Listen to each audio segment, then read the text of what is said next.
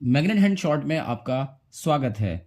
आज हम बात करेंगे डीएनए फिंगरप्रिंटिंग के बारे में, एक ऐसी टेक्निक जिसके ज़रिए हम किसी भी इंडिविजुअल को आइडेंटिफाई कर सकते हैं on the basis of DNA sequences.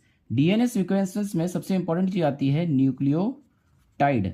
Nucleotide basically क्या होते हैं, जो डीएनए और आरएनए होते हैं उनका बेसिक बिल्डिंग ब्लॉक मटेरियल है जिससे ये फॉर्म होते हैं, जिसके अंदर कुछ शुगर और फॉस्फेट ग्रुप होते हैं।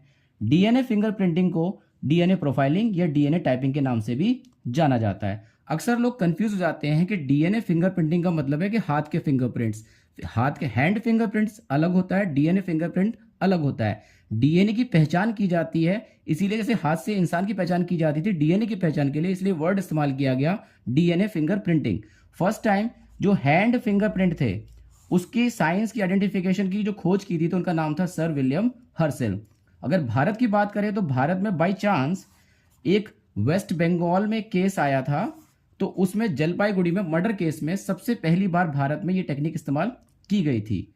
इसके जनक यानी कि इसके जो फादर हैं, यानी कि जिन्होंने इनकी खोज की, डिस्कवरी की फर्स्ट टाइम, तो उनका नाम था सर एलेक जेफरी। 1984 में इन्होंने इस टेक्निक को खोजा।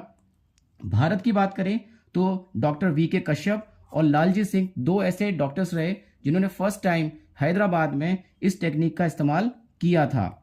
वहीं अगर इसके इस्तेमाल की बात करें तो इस्तेमाल में ये identification of parents and child, यानी किसी का बच्चा कौन है, किसी की मम्मी पापा कौन है, इसकी आसानी से आइडेंटिफिकेशन कर सकते हैं। कोई भी आदमी झूठ नहीं बोल पाएगा इसमें, साइंस के जरिए इसको आसानी से पता लगाया जा सकता है। दूसरा, क्राइम इन्वेस्टिगेशन।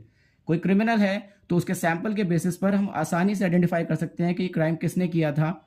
वहीं कुछ ऐसे डिसऑर्डर हैं, बीमारियां जैसे कि ब्लड कैंसर, ल्यूकेमिया कहा जाता है इसको, तो उसके आइडेंटिफिकेशन और ट्रीटमेंट में भी इसका इस्तेमाल किया जाता है। इन लास्ट, जैसे हमारे देश के प्रधानमंत्री राजीव गांधी जी की हत्या की गई थी क्योंकि ब्लास्ट में उनकी बॉडी पूरी तरह से फट गई थी, तो उसकी भी जांच के बाद जिस व्यक्ति ने उनको मारा था जिसका नाम था धानु, तो उसका आइडेंटिफिकेशन भी डीएनए फिंगरप्रिंटिंग की मदद से किया गया था। आई होप ये वीडियो आपको पसंद आए। अगर पसंद आए तो लाइक, शेयर एंड सब्सक्राइब करें। धन्यवाद।